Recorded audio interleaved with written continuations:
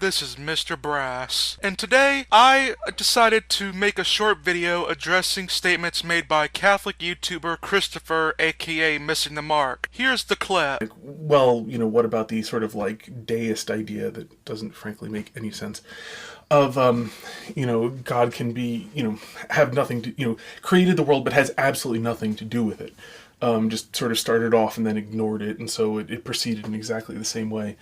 And I don't really have time to address this. Probably the place to look for the answer is that creation is not something independent of God. Creation is something that is in every moment dependent on God. You can actually see this in the Aristotelian argument for the unmoved mover. If you know that motion actually means change, not the change in location or local motion. So every single change must be, is dependent on the unmoved mover. And in point of fact, it's not about the origins back in time. It's actually about the change from one moment into the next. That change itself must be actualized by something that is purely actual. The idea that God somehow started the world and then it has an independent existence and can go on existing independently of God makes absolutely no sense whatsoever. It has nothing to do with God, properly considered.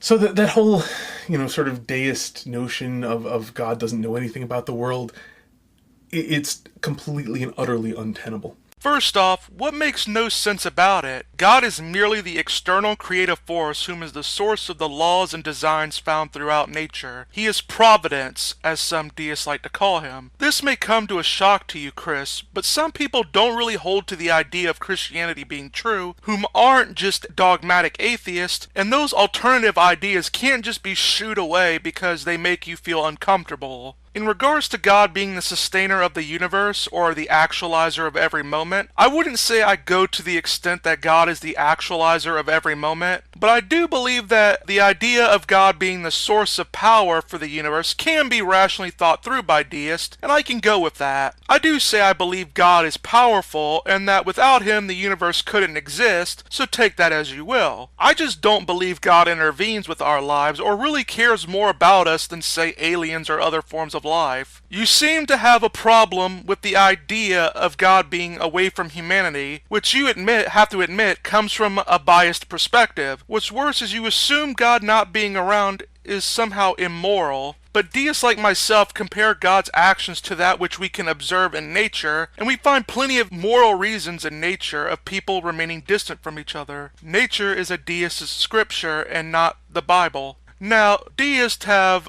different perspective of God's nature in the sense of his morality. Some like to think he's amoral or without morals, while some deists like to hold to the idea of epistemic distance, where God stays away from humanity in order to allow humans freedom, and thus is at the very basic level morally just. Now, I am willing to entertain epistemic distance, where God may have a just moral reason for being distant from us and all other forms of life, although I would define freedom more as the ability to go about in the system without having the system tinkered with like with miracles. Now, whether or not we have free will or freedom in that sense is a different matter. I take no strong position on either one, although I'd say I lean more on the epistemic distance stance. I'd also say that we can know God through trusting in reason and accepting what he's put forward in terms of general revelation, aka looking at nature. Deism has a rich history with good philosophers and famous people who have dedicated a lot of time to answering questions on it. Now, I fall under a more naturalistic perspective of deism because I simply don't believe in miracles. I apply a great deal of skepticism to revealed religions. I don't believe in an afterlife, even though I wouldn't mind being wrong with that, and I generally have just analyzed the history of a lot of revealed religions, and I find them to be very unconvincing. Well, that is all for today, Chris.